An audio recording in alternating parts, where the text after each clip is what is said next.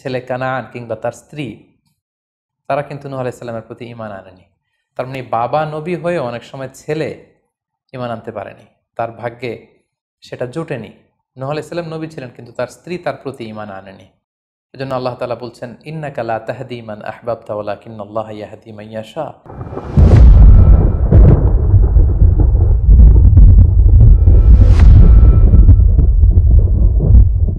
আসসালামু আলাইকুম ওয়া রাহমাতুল্লাহি ওয়া বারাকাতুহু। নাহমাদুহু ওয়া নুসাল্লি আলা রাসূলিহিল কারীম। আম্মা বা'দু ফাআউযু বিল্লাহি মিনাশ শাইতানির রাজীম। বিসমিল্লাহির রহমানির রহিম। নূহ আলাইহিস সালাম আউয়ালু রাসূলিন বুইসা ইলা আহলিল আরদ।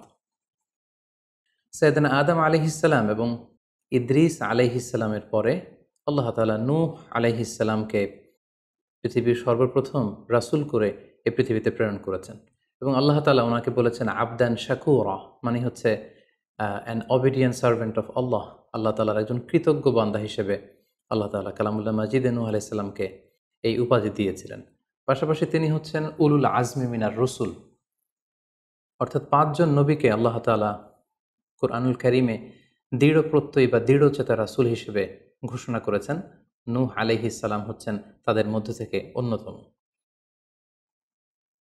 সাউদার্ন ইরাকের একটি শহরে, যেটি কুফা শহরের নিকটবর্তী একটি শহর, এমন একটি শহরে আল্লাহ তাআলা নূহ আলাইহিস সালামকে নবী হিসেবে প্রেরণ করেছিলেন। সাইয়েদনা আদম আলাইহিস সালাম থেকে শুরু করে নূহ আলাইহিস সালাম পর্যন্ত টানা 1000 বছর পর্যন্ত পৃথিবীতে শিরকের সূচনা বা উৎপত্তি হয়নি। বেসিকলি নূহ আলাইহিস সালামের জামানাতেই এই পৃথিবীতে সর্বপ্রথম শিরকের সূচনা হয়েছিল। ইবলিস শয়তান সর্বপ্রথম নূহ আলাইহিস সালামের জামানার যে কওমের লোকেরা, তাদের কাছে শিরকের ইন্ট্রোডিউস করেছিল। তাদের সময়ে 5 জন আল্লাহওয়ালা ব্যক্তি ছিল। তাদের ইন্তেকালের পরে শয়তান সেই জনগোষ্ঠীর লোকদের কাছে এসে বলল, তোমরা এই সমস্ত কি ইবাদত করছো? তোমাদের পূর্বপুরুষেরা যেমনভাবে আল্লাহ তাআলার কাছে ইবাদত করে নিজেদেরকে সঁপে দিয়েছিল, তার সামনে তো তোমাদের ইবাদত কিছুই নয়। তোমরা একটা কাজ করো, তোমাদের 5 জন আধ্যাত্মিক পুরুষ বা আল্লাহর প্রিয় বান্দাদের 5টি মূর্তি তৈরি করে তোমরা তোমাদের ইবাদতগাহের পাশে রাখো। ফলে তাদের চেহারা দেখলে তাদের বেশি বেশি ইবাদতের কথা তোমাদের স্মরণ হবে এবং তোমরা আল্লাহ তাআলার ইবাদত করার ব্যাপারে বেশি আগ্রহী হবে। তারা এই শয়তানের মুখরোচক চমৎকার এই কথা শুনে তাদের শ্রেষ্ঠ 5 জন সন্তান বা আল্লাহওয়ালা 5 জন ব্যক্তির 5টি মূর্তি তৈরি করে তাদের ইবাদত গাহের ভেতরে তারা স্থাপন করলো। এবং আসলেই তারা যখন এই 5 জন ব্যক্তিদের মূর্তির দিকে তাকাতো, তাদের আল্লাহ তাআলার ইবাদতের কথা তাদের স্মরণ হতো, ফলে তারা আল্লাহ তাআলার বেশি বেশি ইবাদত করতে লাগলো। এই জেনারেশন এভাবেই বেশি বেশি আল্লাহ তাআলার ইবাদতের মধ্য দিয়ে তারা পার করতে লাগলো। কিন্তু পরবর্তী জেনারেশন যখন আসলো, শয়তান তাদের কাছে এমনভাবে কুমন্ত্রণা বা টেম্পটেশন দিল, ফলে ওই প্রজন্ম তারা আল্লাহ তাআলার এক আল্লাহর ইবাদতকে ভুলে গিয়ে এই 5 জন শ্রেষ্ঠ আল্লাহর ওয়ালির মূর্তির সামনে দাঁড়িয়ে সেখানেই তারা মানত করতে শুরু করলো এবং এক আল্লাহর ইবাদত বাদ দিয়ে সেই মূর্তিগুলোর ইবাদত শুরু করে দিল। এভাবেই সাইয়েদনা নূহ আলাইহিস সালামের জামানাতে সর্বপ্রথম শিরকের সূচনা হয়। পবিত্র কালামুল্লাহ মাজিদে আল্লাহ তাআলা এই ঘটনাটি এভাবে উল্লেখ করেছেন যে নূহ আলাইহিস সালামের জামানায় যারা নেতৃত্ব স্থানীয় ছিল, তারা সাধারণ লোকদেরকে উদ্দেশ্য করে বলতো, ওয়াকালু লা তাযারুন্না আলিহাতাকুম ওয়ালা তাযারুন্না ওয়াদ্দান ওয়ালা সুওয়াআ ওয়ালা ইয়াগুসা ওয়া ইয়াউকা ওয়া নাসরা। অর্থাৎ আমাদের যে 5 জন বিখ্যাত ব্যক্তি, তাদের নাম ছিল ওয়াদ্দান, সুওয়াআন, ইয়াগুস, ইয়াউক এবং নাসর। তোমরা এদের ইবাদত ছেড়ে দিও না, বরং তোমরা এদের উপাসনা করতে থাকো। ফলে এই আয়াতও প্রমাণ করে যে নূহ আলাইহিস সালামের জামানাতে সর্বপ্রথম শিরকের উৎপত্তি হয়েছিল। কিন্তু নূহ আলাইহিস সালাম তার জাতিগোষ্ঠীর কাছে এক আল্লাহর দাওয়াত দিয়ে যেতে লাগলেন। তিনি বলতে আরম্ভ করলেন, ইয়া কওমি আবুদুল্লাহ মা লাকুম মিন ইলাহিন গায়রুহু আফালা তাত্তাকুন। হে আমার জাতিগোষ্ঠীর লোকেরা, হে আমার জনগোষ্ঠীর লোকেরা, তোমাদের কি হলো? তোমরা কেন এক আল্লাহর ইবাদত করছো না? তোমরা কি আল্লাহকে ভয় পাও না? এবং তিনি বললেন যে আল্লাহ তাআলা আমাকে তার বাণীবাহক হিসেবে, প্রেরিত রাসূল হিসেবে তোমাদের কাছে পাঠিয়েছেন। এই যে আমি তোমাদেরকে তাওহীদের বা এক আল্লাহর ইবাদতের দিকে দাওয়াত দিচ্ছি, এজন্য তো আমি কোনো পারিশ্রমিক তোমাদের কাছে চাচ্ছি না, বরং তোমরা যেভাবে শিরক করে যাচ্ছ, এক আল্লাহ ছাড়া মূর্তির পূজা করে যাচ্ছ, ইন্নী আখাফু আলাইকুম আযাব ইয়াউমিন আযীম, আমি তোমাদের উপর কঠিনতম আযাব আসার আশঙ্কা করছি। সো তোমরা শিরক ছেড়ে দিয়ে, মূর্তি পূজা ছেড়ে দিয়ে, পৌত্তলিকতা ছেড়ে দিয়ে এক আল্লাহ তাআলার ইবাদতের দিকে ফিরে আসো। নূহ আলাইহিস সালাম যখন তার জাতিগোষ্ঠীর লোকদের কাছে তাওহীদের দাওয়াত বা এক আল্লাহর ইবাদতের দাওয়াত দেয়া শুরু করলেন, তার জাতির লোকেরা, তার কওমের লোকেরা নানা ধরনের টাল বাহানা, অজুহাত এবং বিভিন্ন ধরনের যুক্তি তারা স্থাপন করতে শুরু করলো। তাদের প্রথম যুক্তি ছিল যে, হে নূহ, কেন আমরা তোমার দাওয়াতে সাড়া দেব? কারণ সমাজের নিম্ন শ্রেণীর লোকেরা হচ্ছে তোমার অনুসারী। আরাযিলুনা বাদিয়ার রাই ওয়ামা নারাকা ইত্তাবাআকা ইল্লাল্লাযীনা হুম আরাযিলুনা বাদিয়ার রাই। কারণ আমরা দেখতে পাচ্ছি সমাজের লো ক্লাসের যারা লোকজন, নিম্ন শ্রেণীর লোকজন, নিম্ন পেশার লোকজন, এরাই হচ্ছে তোমার ফলোয়ার। তোমরা আগে এই সমস্ত লোকদেরকে তোমার আশপাশ থেকে সরাও, তখন আমরা তোমার এ দাওয়াতকে গ্রহণ করব। তাদের আরও একটি যুক্তি ছিল যে, তুমি এই নিম্ন শ্রেণীর লোকদেরকে নিয়ে সমাজে ইনফ্লুয়েন্সিয়াল হতে চাচ্ছ। ইয়াতাফাদ্দালু আলাইকুম, এই নূহ হচ্ছে জেলে সমাজ, কৃষক সমাজ, এই সমস্ত নিম্ন শ্রেণীর লোকদেরকে নিয়ে এই সমাজের মধ্যে একটা ইনফ্লুয়েন্স ক্রিয়েট করে সে আমাদের উপর সুপিরিয়র হতে চাইছে। এটা ছিল তাদের আরেকটা যুক্তি। তারা আরও বলতো যে, আগে যদি এই নিম্ন শ্রেণীর লোকদেরকে তোমার কাছ থেকে তুমি তাড়িয়ে দাও, তাহলে আমরা তোমার উপর বিশ্বাস স্থাপন করতে পারি। নূহ আলাইহিস সালামের এই কথার জবাবে তিনি বলেছিলেন, ওমা আনা বিতারিদিল্লাযীনা আমানু, অর্থাৎ যারা আল্লাহ তাআলার উপর বিশ্বাস স্থাপন করেছে, যদিও তারা নিম্ন শ্রেণীর হয়ে থাকে, কি করে আমি তাদেরকে তাড়িয়ে দিতে পারি? তাদের আরও একটি যুক্তি ছিল যে, তুমি আমাদের মতো মানুষ, দেখতে তো তুমি আমাদের মতো মানুষ, তুমি খাচ্ছ, দাচ্ছ, ঘুমাচ্ছ, ঘুরে বেড়াচ্ছ, বাজারে যাচ্ছ, ক্রয় বিক্রয় করছো, আমাদের মতো মানুষ হয়ে তুমি কেমন করে রাসূল হতে পারো? তুমি যে রাসূল, কি করে আমরা বিশ্বাস করব? কেন আকাশ থেকে ফেরেশতারা এসে বলে দিয়ে যায় না যে তুমি রাসূল?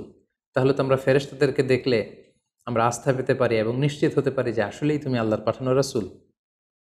এবং তারা পাশাপাশি আরও বলতো যে, আমাদের পূর্বপুরুষরা তো এই সমস্ত মূর্তিরই পূজা করেছে, তাহলে কি তুমি বলতে চাইছো এরা ভ্রান্ত ছিল?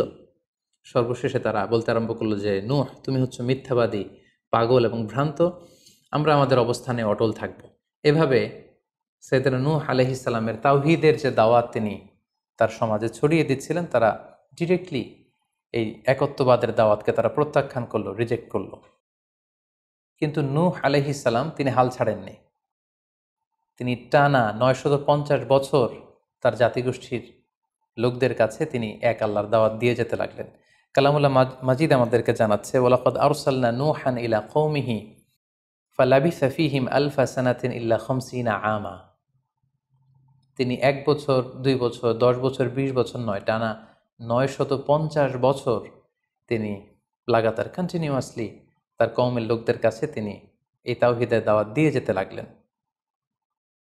এবং তিনি দিন রাতকে এক করে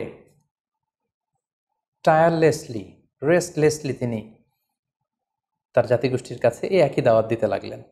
তিনি বলছেন যে, রব্বি ইন্নী দাআউতু কওমি লাইলা ওয়া নাহারা, হে আল্লাহ, দিন রাত তো আমি চেষ্টা করে গেলাম, তাদেরকে তাওহীদের দাওয়াত দিলাম, কিন্তু তারা আমার কথা শুনছে না।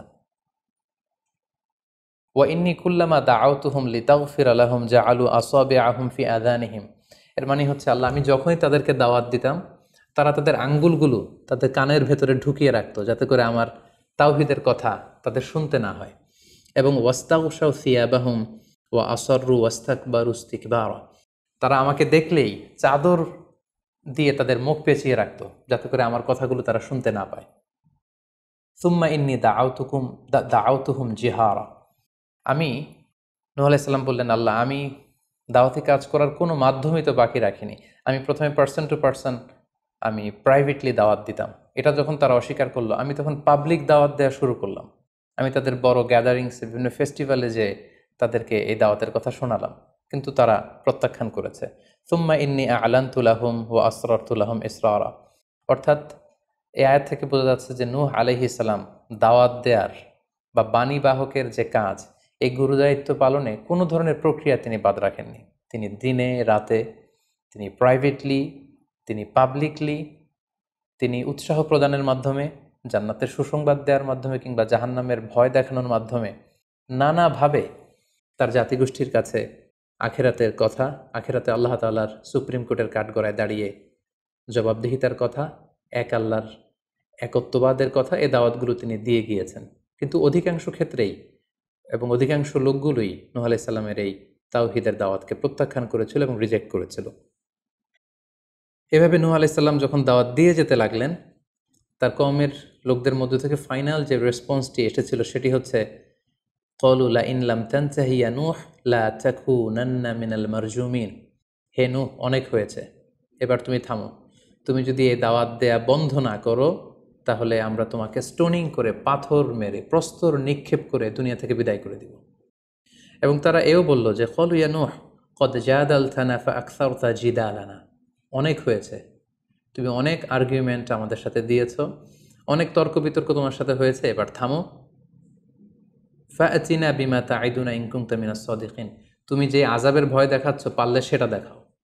তুমি আমাদেরকে বলছো যে আমরা যদি এক আল্লাহর ইবাদত না করি, আমরা যদি পৌত্তলিকতা না ছাড়ি, তাহলে আল্লাহ তাআলা আযাব দিয়ে আমাদেরকে ধ্বংস করে দিবে।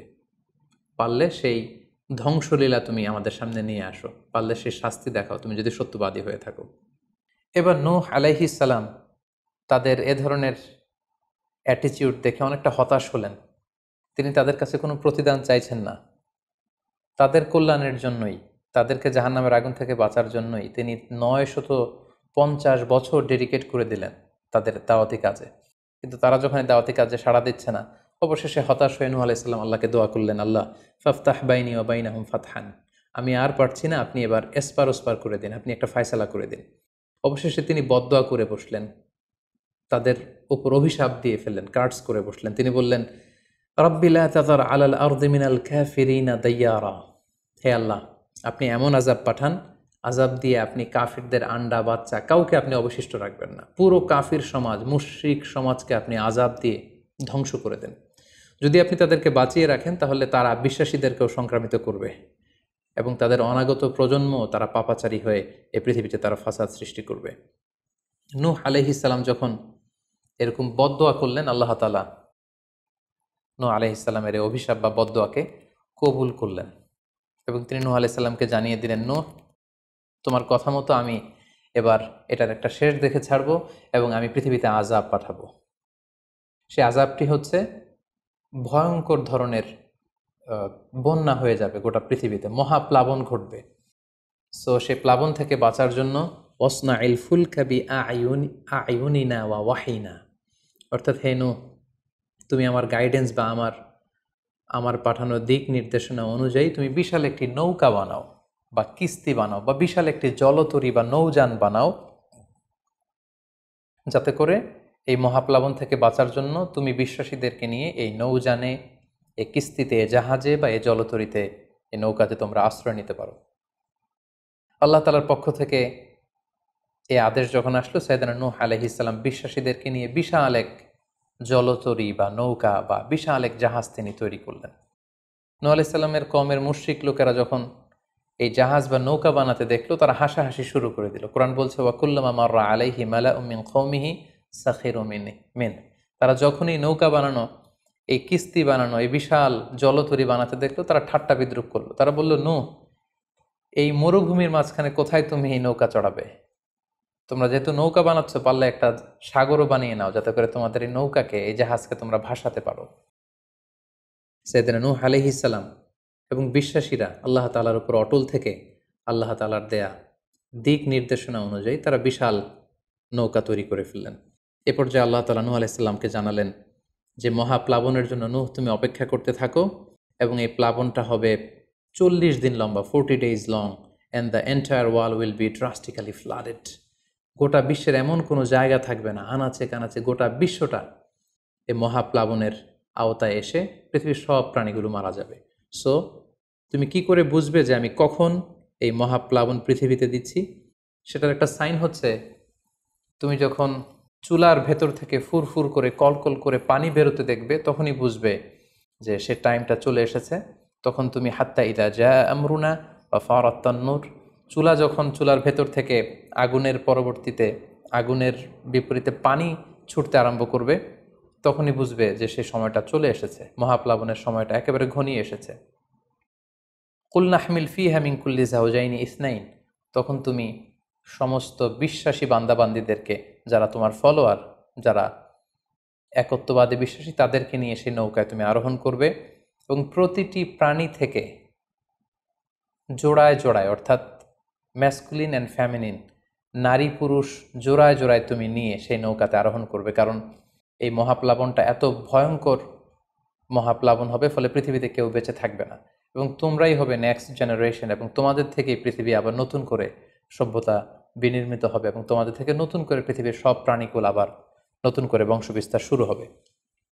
আল্লাহ তাআলার এই গাইডেন্স অনুযায়ী নূহ আলাইহিস সালাম অপেক্ষা করতে লাগলেন যে কখন চুলার ভেতর থেকে কলকল করে পানি বেরোয়। হঠাৎ করে তিনি একদিন দেখতে পেলেন যে চুলার ভেতর থেকে পানি বেরোচ্ছে। তিনি সমস্ত বিশ্বাসীদেরকে নিয়ে এবং বিভিন্ন প্রাণীকুল থেকে জোড়ায় জোড়ায় নারী পুরুষ দুই ধরনের জেন্ডারকে একত্রিত করে নিয়ে তিনি আল্লাহ তাআলার নামে সেই নৌকার মধ্যে আরোহণ করলেন এবং আল্লাহ বললেন, ওয়াকাল আরকাবু ফিহা বিসমিল্লাহি মাজরেহা ওয়া মুরসাহা ইন্না রাব্বি লাগফুরুর রাহিম। আল্লাহ বললেন, তোমরা যখন আরোহণ করবে তোমরা আল্লাহর নামে আরোহণ করবে, অর্থাৎ বিসমিল্লাহ বলে আরোহণ করবে, কারণ তোমাদের এই নৌকার, এই জাহাজের গতি এবং স্থিতি এটা হবে আল্লাহর নামে। এটার সেইলিং বা অ্যাঙ্করিং, এটার পানির উপরে ভেসে চলা এবং এটার নোঙর ভেরানো সবটাই হবে আল্লাহ তাআলার নামে। এবং আল্লাহ তাআলার আদেশ অনুযায়ী নূহ আলাইহিস সালাম সবাইকে নিয়ে সেই নৌকায় আশ্রয় নিলেন। কোরআন আমাদেরকে জানাচ্ছে, ওহিয়া তাজরি বিহিম ফি মাউজিন কাল জিবাল। গোটা বিশ্বব্যাপী এমন ভয়ঙ্করভাবে আকাশ থেকে ঝুম বৃষ্টি নাজিল হলো, জমিন তার ভেতরে থাকা পানিগুলোকে উপরে উদ্গীরণ করে দিতে লাগলো, উপর থেকে পানি, নিচ থেকে পানি, ফলে গোটা বিশ্বে এক মহাপ্লাবনের পরিস্থিতি তৈরি হলো। এবং সেই ভয়ঙ্কর প্লাবনের মধ্যে, সেই ঝড় ঝাপটার মধ্যে, সেই পানির মধ্যে নূহ আলাইহিস সালামের সেই কিস্তি বা সেই জলতরী বা সেই নৌকা ভাসতে লাগলো।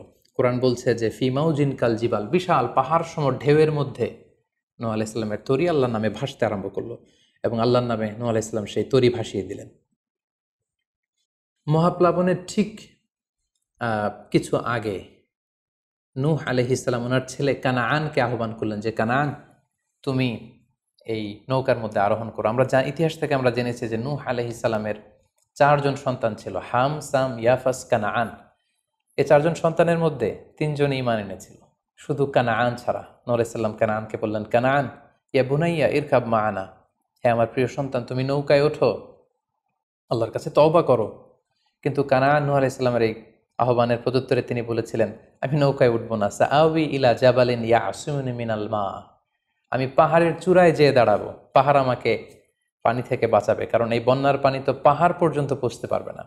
নূহ আলাইহিস সালাম বললেন, ক্বালা লা আসিমাল ইয়াউমা মিন আমরিল্লাহ ইল্লা মান রাহিম, হে কানাআন, আজকে আল্লাহর এই গজব থেকে, এই আযাব থেকে, এই মহাপ্লাবন থেকে বাঁচানোর কেউ নাই, কেউ তোমাকে বাঁচাতে পারবে না। পাহাড় তোমাকে আজকে সুরক্ষা দিতে পারবে না, বাঁচাতে পারবে না, আজকে বাঁচানোর কেউ নেই, তুমি তাড়াতাড়ি উঠে আসো এখানে। কিন্তু নূহ আলাইহিস সালামের ছেলে কানাআন অস্বীকৃতি জ্ঞাপন করলো। কোরআন বলছে, ওয়াহালা বাইনাহুমাল মাউজু ফাকানা মিনাল মুগরাকিন, বাবা আর ছেলের মধ্যে যখন এ ধরনের কথা চলছিল, হঠাৎ করে বিশাল এক সাগরের ঢেউয়ের ধাক্কা এসে নূহ আলাইহিস সালামের সন্তান কানাআনকে পানির মধ্যে ডুবিয়ে দিল। তাহলে এই আয়াত থেকে বুঝলাম কানাআন যারা ডুবে গিয়েছিল তাদের অন্তর্ভুক্ত হয়েছিল। এবং মজার ব্যাপার হচ্ছে, নূহ আলাইহিস সালামের স্ত্রীও এই মহাপ্লাবন থেকে বাঁচতে পারেনি। সেও ঈমান না আনার কারণে যারা ধ্বংস হয়েছিল, যাদের সলিল সমাধি হয়েছিল মহাপ্লাবনের পানির মধ্যে, নূহ আলাইহিস সালামের স্ত্রীও সেখানে নিহত হয়েছেন। এখন একটি প্রশ্ন এসে দাঁড়ায়, সেটি হচ্ছে যে এটা কি একটা গ্লোবাল ডিজাস্টার ছিল কিনা? এটা কি ইরাকের সেই সাউদার্ন পার্টেই শুধু এই বন্যাটা হয়েছিল, না গোটা বিশ্বব্যাপী হয়েছিল? এ নিয়ে ঐতিহাসিকদের মধ্যে অনেক ধরনের মতামত পাওয়া যায়। তবে একটা বড় সংখ্যক ঐতিহাসিক মুআররিখুন তারা বলেছেন যে ইট ওয়াজ এ গ্লোবাল ডিজাস্টার। এই ফ্লাড, এই বন্যাটা ছিল গোটা বিশ্বব্যাপী।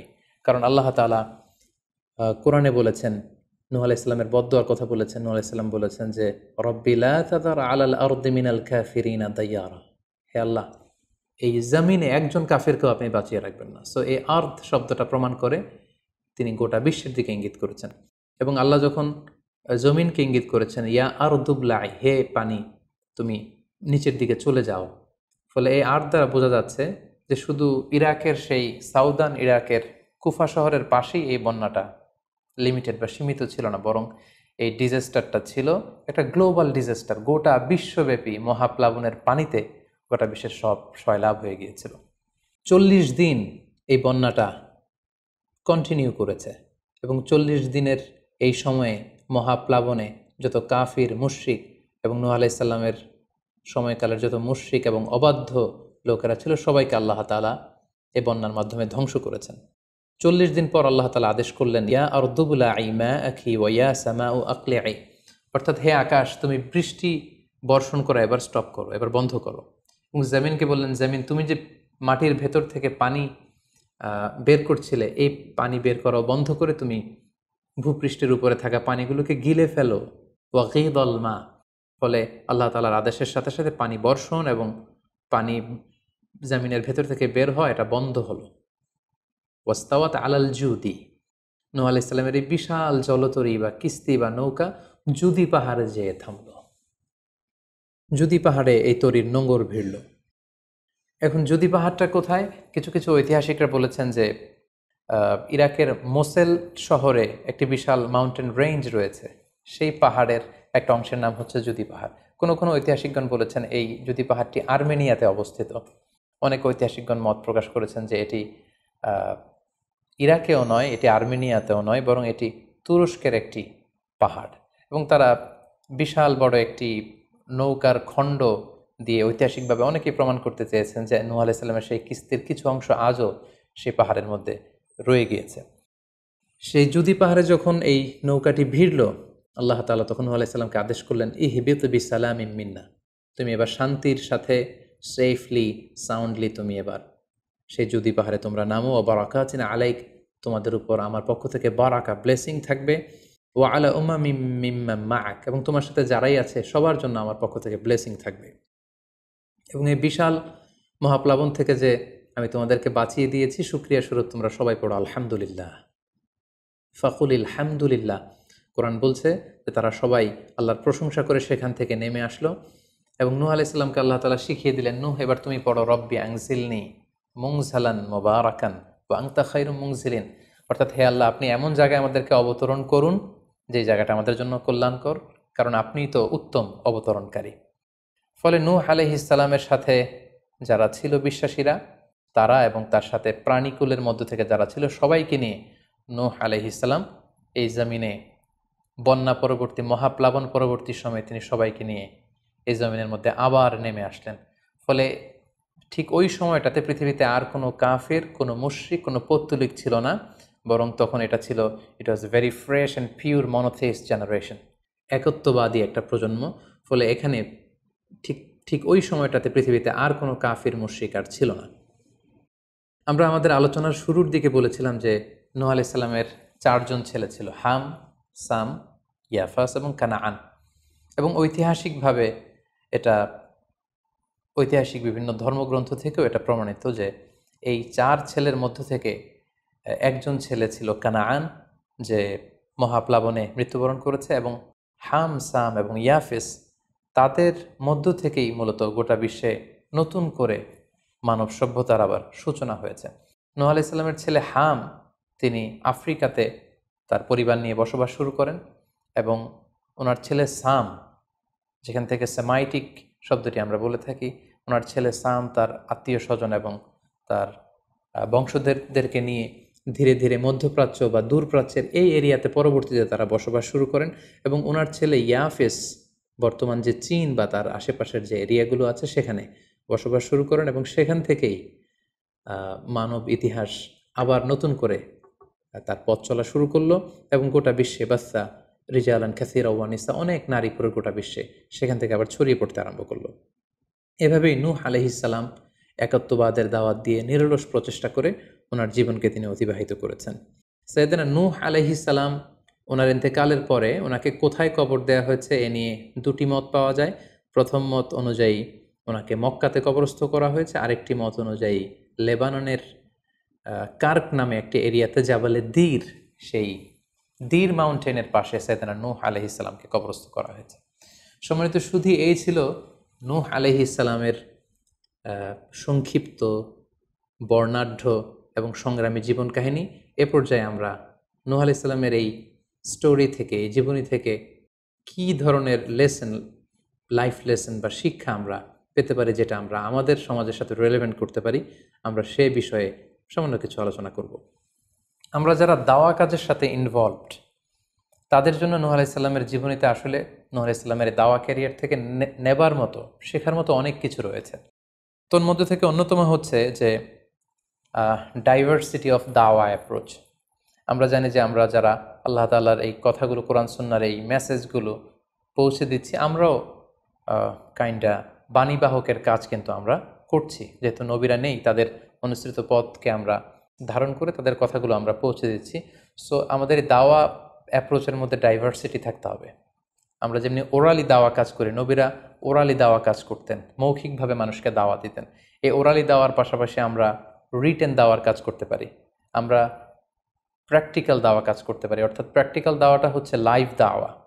আমার কথা দেখে, আমার আচরণ দেখে, আমার ডিলিংস দেখে মানুষ ইসলামের সৌন্দর্যের প্রতি আকৃষ্ট হবে, এবং এটা খুবই ফলপ্রসূ একটা দাওয়া সিস্টেম। সো আমরা যদি নূহ আলাইহিস সালামের জীবনের দিকে তাকাই, তাহলে দেখব উনি অনেকভাবে এই দাওয়া কাজ করেছেন। উনি প্রথম পার্সন টু পার্সন টার্গেট করে তাকে একা একা বোঝাতেন। এটা যখন কাজ না করতো, প্রাইভেট দাওয়া থেকে উনি পরে সুইচ করলেন পাবলিক দাওয়াতে। কোরআন আমাদেরকে জানিয়েছে যে তার কওমের বিভিন্ন ফেস্টিভ্যালগুলোতে, সেখানকার বিভিন্ন পাবলিক গ্যাদারিংসগুলোতে, সেখানকার বিভিন্ন ক্লাবগুলোতে তিনি যে এক আল্লাহর দাওয়া তিনি সেখানে পেশ করেছেন। পাশাপাশি নূহ আলাইহিস সালাম তার সময়ের সম্ভ্রান্ত ব্যক্তিবর্গ যারা, তাদেরকে স্পেশালি তিনি দাওয়া কাজের আওতায় নিয়ে এসেছেন। এলিট সোসাইটি যারা, আমরা যদি আল্লাহ রাসূল সাল্লাল্লাহু আলাইহি ওয়াসাল্লামের দাওয়া অ্যাক্টিভিটির দিকে তাকাই, তাহলে দেখব যে উনিও কিন্তু সানাদিদে কোরাইশের যারা লিডার শ্রেণী ছিল, গণ্যমান্য ব্যক্তিবর্গ ছিল, তাদেরকে তিনি স্পেশালি দাওয়া কাজ করতেন তাদের সাথে। কারণ আমরা জানি যে একটা সমাজের লিডার যদি ইসলামের পথে আসে, ফলে তার যে লক্ষ লক্ষ ফলোয়ার থাকবে, তারাও তার দ্বারা ইনফ্লুয়েন্স হয়ে তারাও ইসলামের পথে চলে আসবে। এবং আল্লাহ রাসূল সাল্লাল্লাহু আলাইহি ওয়াসাল্লামের জীবনীতে আমরা দেখেছি যে কোনো গোষ্ঠীর বা কোনো কওমের বা কোনো ট্রাইবের গোত্র প্রধান যখন কালিমা পড়ে মুসলমান হয়েছে, তার দেখা দেখি গোত্রের সকল নারী পুরুষ তারাও মুসলমান হয়ে গেছে। দাওয়া কাজ আঞ্জাম দেওয়ার ক্ষেত্রে যারা এলিট সোসাইটি বা সমাজের গণ্যমান্য ব্যক্তিবর্গ যারা থাকবে, তাদেরকে দাওয়া দেওয়ার ক্ষেত্রে আমাদেরকে স্পেশাল এফোর্ট দিতে হবে। কারণ তাদেরকে যদি আমরা ইসলামের পক্ষে, সত্যের পক্ষে কনভিন্সড করতে পারি, ফলে তারা সমাজের আরও অনেক লোককে ইনফ্লুয়েন্স করে ইসলামের সুশীতল বাণীর ভেতরে নিয়ে আসতে পারবে। তো এর মানে এই নয় যারা নিম্ন শ্রেণীর বা যারা সমাজের মধ্যবিত্ত বা নিম্ন মধ্যবিত্ত যে ফ্যামিলিগুলো রয়েছে বা যে সমস্ত লোকজন রয়েছে, তাদেরকে আমরা গুরুত্ব দিব না, ব্যাপারটি এমন নয়। বরং নূহ আলাইহিস সালামের ঘটনা থেকে আমরা বুঝতে পারছি যে একটা হচ্ছে মাস পিপুলদের জন্য দাওয়া, আর একটি হচ্ছে যারা সমাজের উচ্চ শ্রেণী তাদের জন্য স্পেশালি কিছু টাইম স্পেন্ড করা, তাদেরকে আলাদাভাবে দাওয়া দেওয়া, এবং অথবা তাদের উপযোগী করে দাওয়া অ্যাক্টিভিটি তাদের কাছে যদি আমরা প্রেজেন্টেশন করতে পারি, তাহলে নিঃসন্দেহে তারাও ইসলামের সৌন্দর্যের দ্বারা আকৃষ্ট হবে। নূহ আলাইহিস সালামের এই জীবন কাহিনী থেকে আমরা আরও একটি বিষয় শিখতে পারি, সেটি হচ্ছে দাওয়া কাজে কখনো হতাশ হওয়া যাবে না, নিরাশ হওয়া যাবে না, এবং হাল ছাড়া যাবে না, বরং ভরসা রাখতে হবে আল্লাহর উপর। কারণ আমরা কয় বছর দাওয়া কাজ করে যাচ্ছি, আমরা কতটুকু এফোর্ট দিয়েছি, আমরা কতটুকু টাইম স্পেন্ড করেছি, আমরা কতটুকু স্যাক্রিফাইস করেছি। আমরা যদি নূহ আলাইহিস সালামের জীবনের দিকে তাকাই, তাহলে দেখব যে তিনি টানা 950 বছর টানা লাগাতার তিনি তার জাতিগোষ্ঠীর কাছে দাওয়াতি কাজ করেছেন, কিন্তু তিনি নিরাশ হননি, হতাশ হননি, হাল ছেড়ে দেননি, তিনি ভরসা রেখেছিলেন আল্লাহ তাআলার উপর। সো আমরা যারা দাওয়া কাজ করছি, আমরা ইনস্ট্যান্ট ফলাফলের জন্য যেন বসে না থাকি, আমরা আমাদের দায়িত্বটুকু পালন করব। নূহ আলাইহিস সালামের এই স্টোরি থেকে আমরা আরও একটি বিষয় শিখতে পারি, সেটা হচ্ছে আমাদের কাজ হচ্ছে ইফোর্ট দেয়া, বাট এটার কমপ্লিশন, এটার রেজাল্ট আসবে আল্লাহ তাআলার পক্ষ থেকে। আরবিতে বলা হয় যে আস-সা'য়ু মিন্না ওয়াল ইতমামু মিনাল্লাহ, প্রচেষ্টা করার মালিক আমরা, সফলতা দেওয়ার মালিক হচ্ছেন আল্লাহ। আমি অনেক দাওয়াতি কাজ করছি, কিন্তু আমার দাওয়াতি কাজে কেউ সাড়া দিচ্ছে না, কেউ রেসপন্স করছে না, আমার দাওয়াতি কাজে কেউ ইসলামের প্রতি আকৃষ্ট হচ্ছে না, ইট ডাজন্ট মিন দ্যাট আমি একজন ব্যর্থ দায়ী, না, এটা কখনোই না। বরং আমি সিনসিয়ারিটির সাথে আমার সর্বোচ্চ প্রচেষ্টাটুকুন আমি করছি কিনা, সেটাই হচ্ছে দেখার বিষয়। আমার কত ফলোয়ার, আমার ডাকে কত মানুষ সাড়া দিল, এটা দেখার বিষয় না, বরং আমি আমার রোলটা প্লে করতে পারছি কিনা সিনসিয়ারিটির সাথে, এটা হচ্ছে দেখার বিষয়। এর কারণ হচ্ছে আল্লাহর হাবিব সাল্লাল্লাহু আলাইহি ওয়াসাল্লাম বলেছেন, কিয়ামতের দিন অনেক নবী দাঁড়াবে যাদের ফলোয়ার হচ্ছে হাতে গোনা অল্প কয়েকজন, মানে অল্প কয়েকজন ঈমান এনেছিল। পৃথিবীতে অনেক নবী ছিল, তারা কিয়ামতের দিন দাঁড়াবে, তার বিশ্বাসী উম্মতের সংখ্যা হচ্ছে মাত্র 2 জন। পৃথিবীতে এরকম অনেক নবী ছিল, কিয়ামতের দিন তিনি দাঁড়াবেন, তার উপর বিশ্বাস এনেছিল মাত্র একজন, মানে নবীও একজন, তার প্রতি ঈমানও এনেছে মাত্র একজন। এমনও অনেক নবী কিয়ামতের দিন আল্লাহ তাআলার দরবারে দাঁড়াবে, যেই নবীর কোনো ফলোয়ার নাই, যেই নবীর কোনো বিশ্বাসী উম্মত নাই, অর্থাৎ নবী শুধু একা, তার সারা জীবনের দাওয়া কাজে কেউ তার ডাকে সাড়া দেয়নি। তার মানে কি তিনি ব্যর্থ? নেভার, কখনো না। তিনি তার দায়িত্বটুকুন পালন করেছেন, এজন্য তিনি আল্লাহ তাআলার দরবারে তিনি সফল। সো কে আপনার ডাকে সাড়া দিবে, কে ইসলামের পথে আসবে, এটা আমাদের দেখার বিষয় না। আমাদের দেখার বিষয় হচ্ছে আমরা আমাদের দায়িত্বটুকুন পালন করেছি কিনা, আমরা কোরআনের, ইসলামের সুন্দর বিউটিফুল মেসেজগুলো আমরা পৌঁছে দিতে পেরেছি কিনা। That should be hour concern, সেটাই হচ্ছে আমাদের দায়িত্ব। সূরা হুদে নূহ আলাইহিস সালামের ফলোয়ার কত ছিল এ ব্যাপারে আমরা জানতে পারি। আল্লাহ তাআলা বলছেন, ওয়ামা আহমানা মাআহু ইল্লা কালিল, মানে নূহ আলাইহিস সালামের জাতিগোষ্ঠীর হাতে গোনা অল্প কিছু লোক ছাড়া তার প্রতি অন্যান্যরা ঈমান আনেনি। এই অল্প কিছু লোক, তাদের সংখ্যা কত? তাফসির ইবনে কাসিরে এসেছে, সাইয়েদনা ইবনে আব্বাস বলেন যে কানু সামানিনা নাফসান মিনহুম নিসাউহুম, নারী পুরুষ মিলিয়ে 80 জন। Could you imagine that? 950 বছরের দাওয়াতি ক্যারিয়ারে ওনার উপর ঈমান এনেছে মাত্র 80 জন।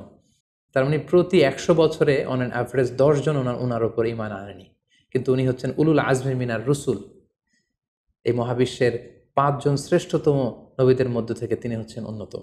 সো আমাদেরকে দেখতে হবে আমরা আমাদের দায়িত্বটুকুন পালন করছি কিনা।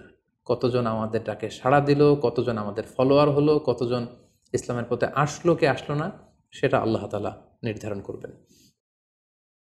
নূহ আলাইহিস সালামের জীবনী থেকে আমরা আরও যে শিক্ষাটি পাই, এবং এটি খুবই গুরুত্বপূর্ণ একটি লেসন, সেটা হচ্ছে হিদায়া অনলি বিলংস টু আল্লাহ। হেদায়েত দেওয়ার মালিক হচ্ছেন Allah. Canaan and the wife of Nuh for example, যেমন নূহ আলাইহিস সালামের ছেলে কানাআন কিংবা তার স্ত্রী, তারা কিন্তু নূহ আলাইহিস সালামের প্রতি ঈমান আনেনি। তার মানে বাবা নবী হয়ে অনেক সময় ছেলে ঈমান আনতে পারেনি, তার ভাগ্যে সেটা জোটেনি। নূহ আলাইহিস সালাম নবী ছিলেন, কিন্তু তার স্ত্রী তার প্রতি ঈমান আনেনি। এজন্য আল্লাহ তাআলা বলছেন, ইন্নাকা লা তাহদি মান আহবাবতা ওয়ালাকিন্নাল্লাহা ইয়াহদি মান ইয়াশা, হে নবী, আপনি যাকে চান তাকে আপনি হেদায়েত দিতে পারবেন না, কারণ হেদায়েত দেওয়ার মালিক আপনি নন। হেদায়েত দেওয়ার নিরঙ্কুশ একচ্ছত্র ক্ষমতা হচ্ছে শুধুমাত্র কেবলমাত্র আল্লাহ তাআলার হাতে। তিনি যাকে চাইবেন তাকে তিনি হেদায়েত দেন, আমরা চাইলেই কাউকে হেদায়েত দিতে পারবো না। নূহ আলাইহিস সালামের জীবনী থেকে আরও একটি বড় শিক্ষা হচ্ছে যে আল্লাহ তাআলা হুট করেই কাউকে আযাব দেন না বা শাস্তি পাঠান না, বরং আল্লাহ তাআলা বারবার সুযোগ দিয়ে থাকেন। অনেক অনেক সুযোগ দেওয়ার পরে, বারবার সুযোগ দেওয়ার পরেও যখন কেউ সত্যের পথে ফিরে আসে না, বরং বারবার তারা অবাধ্যতা, দাম্ভিকতা এবং বাড়াবাড়ি করে, ঠিক তখনই আল্লাহ তাআলা তাদেরকে শাস্তি দেন। আমরা নূহ আলাইহিস সালামের জাতিগোষ্ঠীর দিকে যদি তাকাই, তাহলে দেখব যে তিনি 950 বছর তাদেরকে চান্স দিয়েছেন। এত লম্বা সময় তাদেরকে সুযোগ দেওয়ার পরেও তারা সত্যের পথে ফিরে আসেনি। অতঃপর আল্লাহ তাআলা মহাপ্লাবন দিয়ে পুরো জাতিগোষ্ঠীকে ধ্বংস করে দিয়েছেন। নূহ আলাইহিস সালামের জীবনী থেকে সর্বশেষ যে শিক্ষাটি আমরা পাই, সেটি হচ্ছে সব ধ্বংস নয়। কিছু ধ্বংস আছে যেটা আবার নতুন করে সৃষ্টি করে, অর্থাৎ সৃষ্টির জন্য ধ্বংস। আমরা যদি দেখি যে আল্লাহ তাআলা এমন এক গজব পাঠালেন, এমন এক পানিশমেন্ট দিলেন, এমন এক মহাপ্লাবন দিলেন, যেটা দিয়ে গোটা পৃথিবীবাসীকে তিনি ধ্বংস করেছেন, অল্প কিছু মানুষ ছাড়া। কিন্তু আমরা যদি অন্য দিক থেকে খেয়াল করি, তাহলে দেখব যে এই ধ্বংসটি ধ্বংসের জন্য নয়, এই ধ্বংসটি ছিল নতুন করে সৃষ্টির জন্য। আমরা দেখি যে অনেক এলাকাতে অগ্নিকাণ্ড ঘটে, সেখানে হয়তো বেড়ার ঘর ছিল, টিনের ঘর ছিল, তো অগ্নিকাণ্ড ঘটার পরে সেখানে বিশাল করে বিল্ডিং তৈরি হয়। তার মানে সব ধ্বংসের জন্য নয়, কিছু ধ্বংস আছে সৃষ্টির জন্য। নূহ আলাইহিস সালামের ক্ষেত্রেও এই ধ্বংসের ব্যাপারটি ঠিক এমনই ঘটেছিল।